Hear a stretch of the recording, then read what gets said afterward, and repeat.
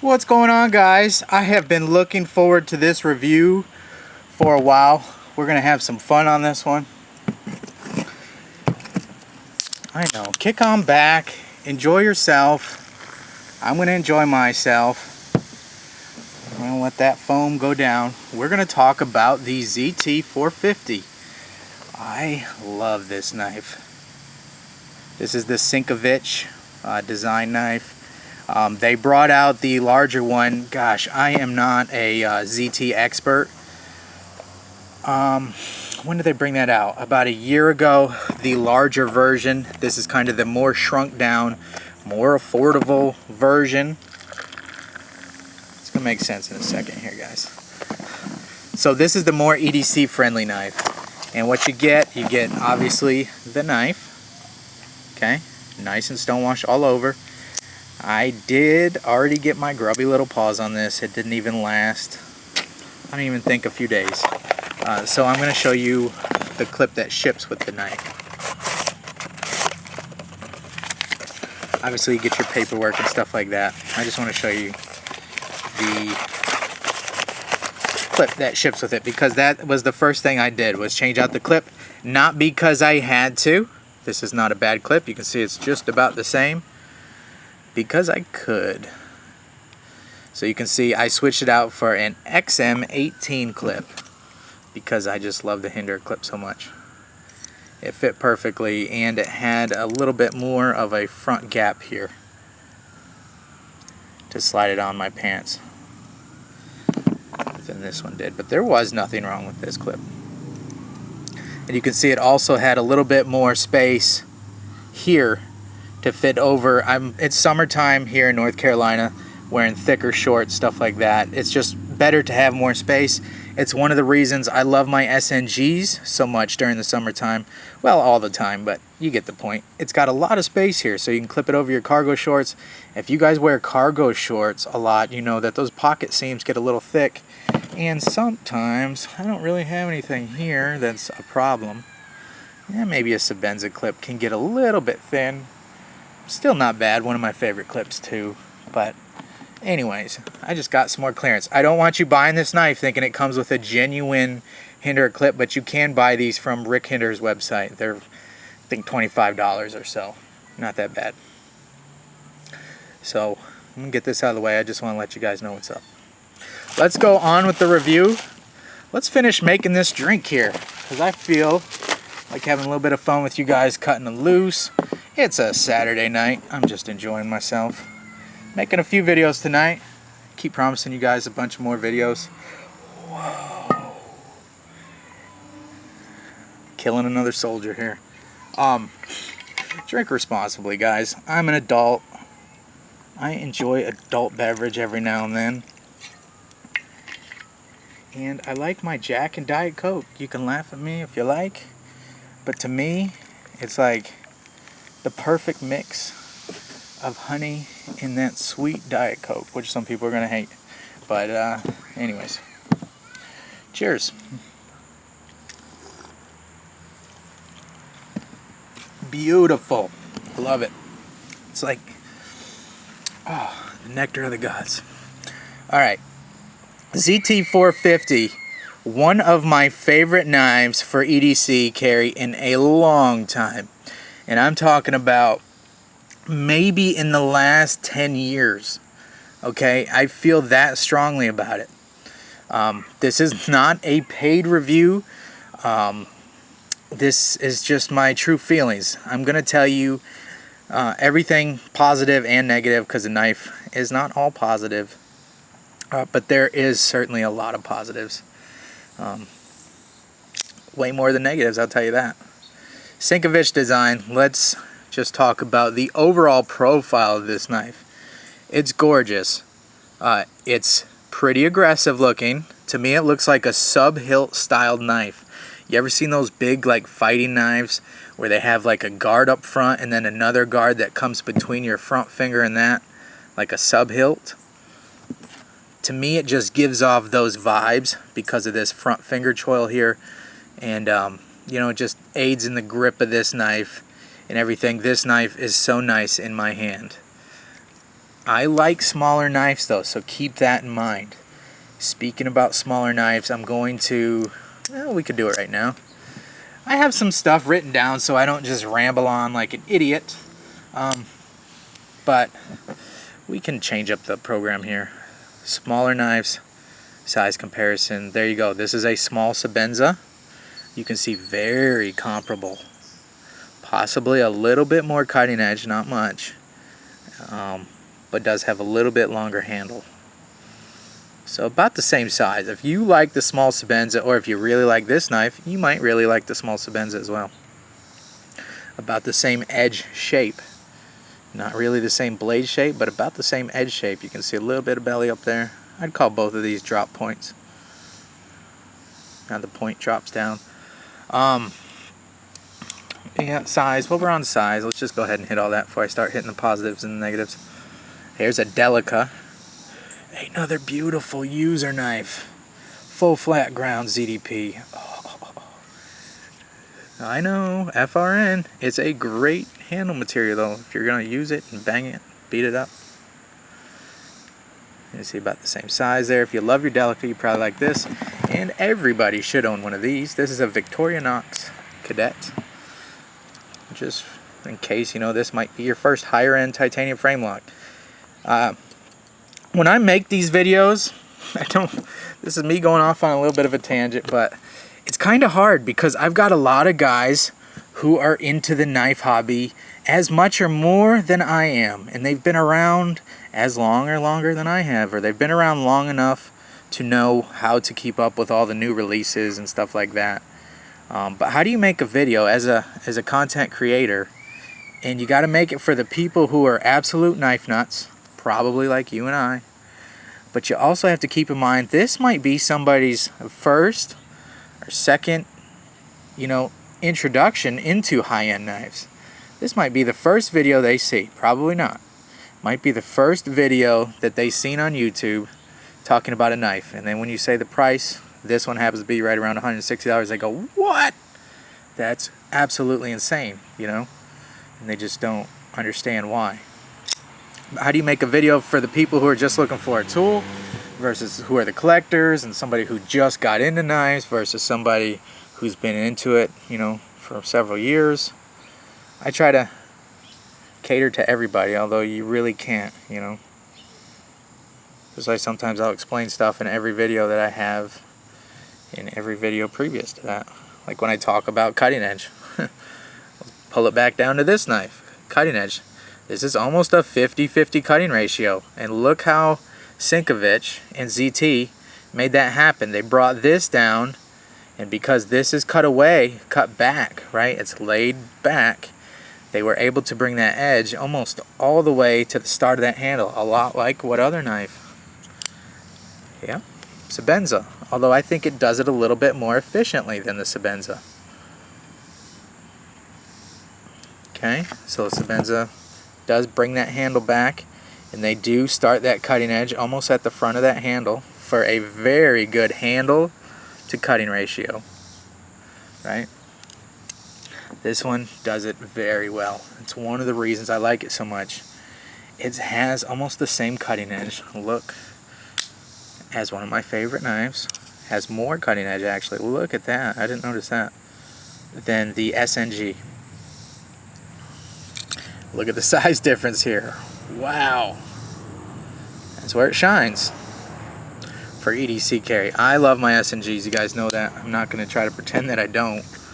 That this is perfect, but I like it a lot. It's very slim when it folds up.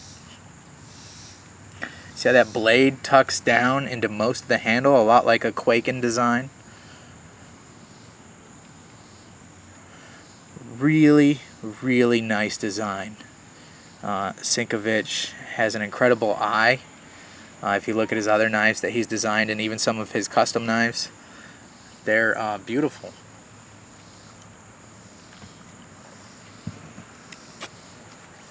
I just like how he does everything. It's aggressive, yet classy, all at the same time. Got that sub-hilt look. You can see his lines, how he comes down to this drop point, rolls it back up for where your thumb hits. He has some jimping up top there, where if your thumb wants to ride up a little bit, it can, and it's all comfortable, right?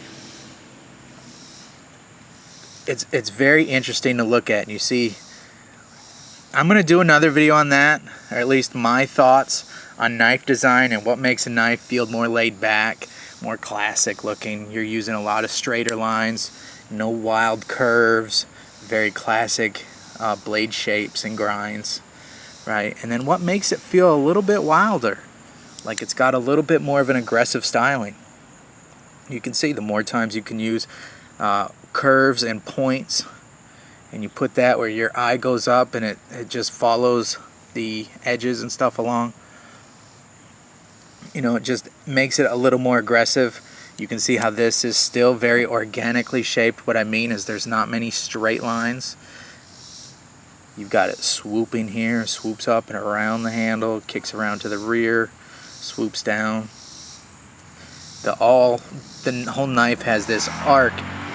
You couldn't really draw a straight line through here. You can see how it drops down. That creates a little bit of negative blade angle. If you guys been watching my channel, you know what that means. When you hold this knife, it kind of feels like it's kicked down a little bit. It's just a little bit more comfortable, in my opinion, when you're using it and cutting with it. Here you can see the satin ground blade with some scratches all over it. Some of those are fingerprints, but a lot of those are scratches. I have used this knife a ton. If we can get it to focus. Yep, there you go. Can you see all the scratches on there? There's probably a lot more that this camera's not picking up. Oh yeah, that's a scratch all the way down. Blade took a beautiful edge. Of course it would. It's S35VN. That's one of the big things ZT did to a lot of their production blades. They made them so they're not as hard to get by switching to S35VN. That's a great steel. It's one of my favorites. S35VN is good enough for Chris Reeve. Chris Reeve was involved in the making of that steel, much like S30. You know, so I dig it when it's properly heat treated. It is a wonderful blade steel. It's a pleasure to use, to sharpen, to even touch up. It doesn't take long to touch up. Holds an edge great. Let's talk about action. Again, Sinkovich, right on the money. What I learned from Dustin Turpin's Instagram is if you can bring this off of the pivot like a 90-degree angle, you're going to get a great flipping action so long as you have a nice smooth pivot, you know, and your flipper tab doesn't need to be huge and way up to here. You guys know some of the knives that do that.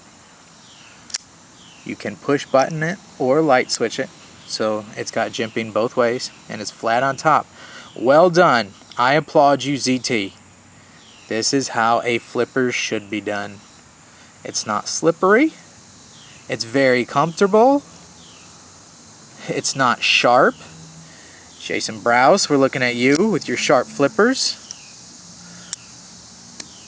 Just my opinion, guys.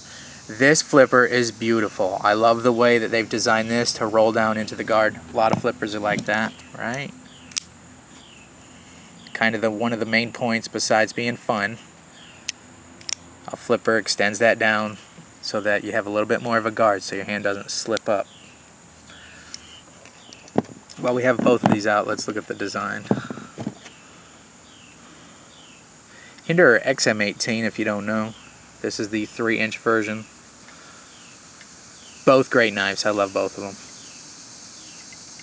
Again, this is a production knife, but I consider it more of a mid-tech, more of a hands-on knife.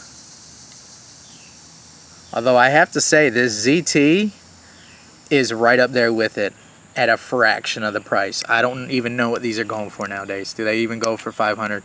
At one time, this knife was $750. Now I think they're back down to reasonably priced, probably around $450, $500. This comes in right around $160. Amazing. Just absolutely amazing value. blade centered. I haven't had to adjust the pivot at all. And I flipped this thing like crazy. There's absolutely zero stick due to, you already seen it, right? Due to that lock bar insert. So you've got a hardened stainless steel insert on there. The blade steel is contacting that hardened insert, which is just wonderful all the way around. I really can't even think of any negatives. You got the hardened steel contacting that for no stick. It's going to last a long time, and if you ever do start to get lock slip, lock rock, anything like that, ZT can either send you one of those plates, a new lockup plate, or you can send the knife into them. They'll change that plate out for you, and there you go. You got a brand new lock side, or what would seem to be. And it also extends up a little bit. I'm going to do another video to take this knife apart and show you some of my negatives on this, or what I think are some negatives. So we're not going to take it apart now, but with this lighting in this high def camera, hopefully you can see the mill cut out in here where that lock bar insert is cut. It rises up a little bit, and that acts as the extension stop. So I can't overextend this knife a lot like Hinderer does on his button, right? His little Hinderer button, you can't unspring this knife. And Strider, you guys know the deal. Maybe you could with the Sebenza, although I've never seen it or heard about it. Without a stabilizer, the thing that some people might say is that you could overspring this lock bar in the heat of the moment. Rick Hinderer is a firefighter and had a problem with that when he was designing the XM18. He solved it. He put that disc in there.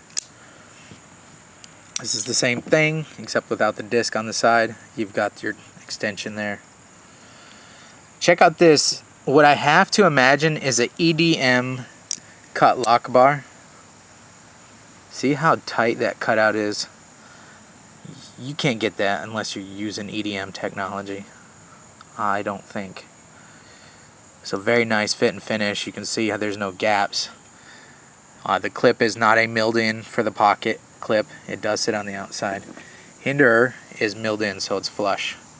But again, if I make a video, or when I make the video on our higher end knives worth it, there's some of the details that you're getting when you pay more for your knife. This is not milled in. There's nothing wrong with that. Nothing to complain about. Not in my opinion. Again, since this is only $160, it's not cheap, but I don't feel it's expensive. Not for the tool you're getting. But you can see they did run the hardware all the way through, and then they threaded this titanium lock side. If I had my preferences, I would have rather seen this construction done. Yep, we're going to bring this one right back, because it's not only the Hinderer, I just have it available. I would rather either see like a barrel that runs all the way through, like this, Sebenza, Chris Reeve does that. It's a straight barrel all the way through, even though they've threaded both sides now for a Allen key. But yeah, this is done the same way too. Anyways, you can also sandwich it. So you could do like this standoff with the threads in it, and then you have two male screws that this male screw screws into the standoff and this male screw screws into the standoff, and creates that sandwich. To me, for the longevity of the knife, I feel that's the correct way to assemble the knife. Obviously, ZT felt that this was okay. And if when you're talking slimmer, more EDC, not really pry bar type knife, yes, it's a ZT. It's going to be tougher than most knives, but I don't think this is the be-all, do-all, end-all, like, replacement pry bar. You know, this is a knife that can handle a little bit of medium use. You could probably pry open one of my wine crates with this, but you probably want to reach for something else first. You know, it does have a thicker tip. I don't think this knife is billed as the ultimate hard-to-use knife. It's billed as a nice, sturdy EDC. So, anyways, let's run through this knife a little bit more. I know we're almost going on 20 minutes. I'm enjoying myself. I'd be lying if I told you I wasn't. But you can see they've milled out inside the handle here. Not milled it out for weight reduction, but they've chamfered the inside here which is a nice detail that you don't see on many knives. So there's no sharp corners here. Sometimes knives are a little sharp when you grip down on them. So inside there is just like a raw wire cut. They're just sharp, so they've smoothed that out. Has a knife chamfer, a nice chamfer all the way around. Okay, all your screws are properly countersunk. For your locking release, you've got a nicely chamfered edge in there. It is not chamfered on this side. I gotta imagine that's because they needed room to mill that lock bar insert in there. This does work perfectly. It does work good with my thicker gloves that I use for work. Flipping action is incredible. Yep, it's sitting on bearings. Here's one of my negatives though. I feel like if I could shine a light in there, we're gonna take this knife apart live on camera. I had to clean out what looked like a little bit of surface rust in there. So I'm wondering if these are hardened bearings in here, but are not stainless steel, or something's going on inside that pivot. It's a little bit funky. A little bit funky. So yes, the action's nice and smooth, but I think there's something going on in the bearings in here. So we're gonna look at that. I would like to even pay an extra $10, $20 to have ceramic bearings. Kaiser knives can do that, guys. So I think ZT could certainly upgrade to ceramic bearings. It's a little bit smoother. There's less maintenance problems. So we're gonna see when we take this apart if there's any rust issues going on inside the pivot. I suspect there will be. I hadn't had any problem. There is some reports that this pivot is not locked down by a D-hole of any way, so it will spin on you. So just keep that in mind. You may have to put what looks like a T9 on each side of the pivot here to tighten it, or loosen it, and then put Loctite on it, and then let it sit for about 24 hours before you use it. So there you go. I think we can about wrap this up. Talked about the good and the bad. Real quick, everything's great. The design, it cuts well. It is super light. I think this runs in right around 2.9 ounces, so right around 3 ounces. The handle's not milled out for weight reduction or anything. For 3 ounces, you're getting a great amount of cutting edge for the handle length. You're getting titanium on both sides, right? So you got your XM18.